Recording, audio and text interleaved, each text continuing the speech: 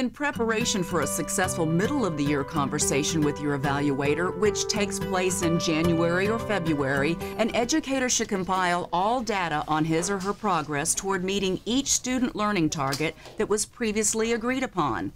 This data should be presented and supported with evidence to the evaluator. Evaluators have the authority to modify SLTs as appropriate with district approval. However, modification of SLTs does not change or modify the quality SLT score given during the goal-setting meeting. Typical examples of why a leader may choose to modify a SLT include significant changes to classroom structure, significant changes to IEPS, students reach target goals at mid-year, or other extenuating circumstances beyond control of the teacher.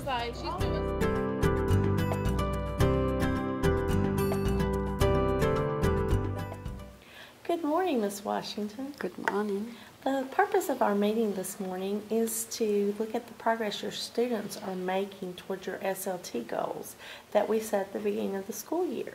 So I'm going to let you share with me the data that you brought with you, and then when we finish looking at that, if there's any need for us to make any adjustments to your current goals, we can do so this morning. Okay. My students are doing great. They are right on target to where I expect them to be. Based on the last assessments I gave prior to winter break, they have progressed to 45% proficiency in meeting standards. Wow, that sounds great. Do you have that information? Yes, here are the assessment results that show that progress. Okay, that's good. I do not believe there is a need to make any adjustment to my current goals.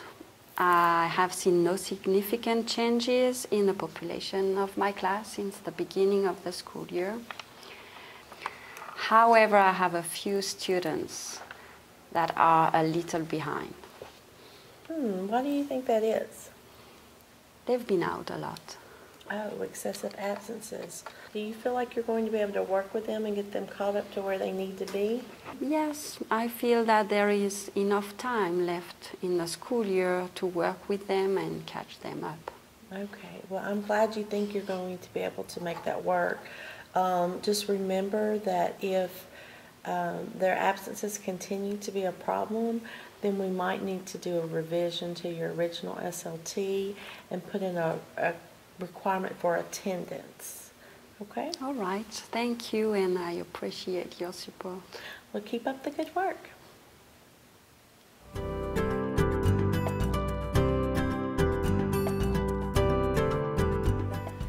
Good morning, Ms. Washington. How are you today? Good morning. I'm doing good. Thank you. Well, the purpose of our meeting this afternoon is to look at the progress you're making with your students toward the SLTs that we set at the beginning of the school year. And if we need to, after we look at the data from that shows your progress, we can make adjustments to those goals. Since our beginning of the year meeting, I have conducted a baseline assessment in the form of a teacher-created checklist. And I also spoke with Coach Jenkins about a common assessment. But by the time I got it, I felt it was a little too late in the school year to administer it as a diagnostic. So you chose not to use that National Association for Sports and Physical Assessment test that we had settled on at the beginning of the year? Yes. Okay, well, did you bring me a copy of the checklist that you created? No, I don't have that.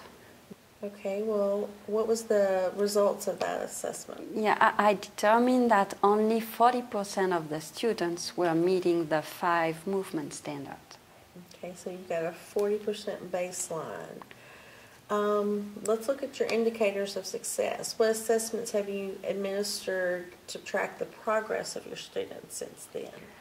I administered a district benchmark and my movement midterm. Okay. Do you have copies of that? I did not bring the results with me today. Okay. But I think the students have made a lot of progress based on my observations in the class.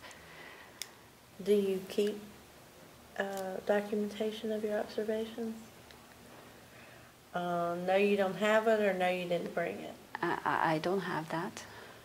Okay, well, you're going to have to, if we're going to use your observations as part of our body of evidence, you are going to have it written down. We can't just say, I observed this, okay? So what I need you to do is get a notebook and start recording your observations daily, and, you know, make sure that you keep up with that and do it from now until the end of the school year, okay? All right.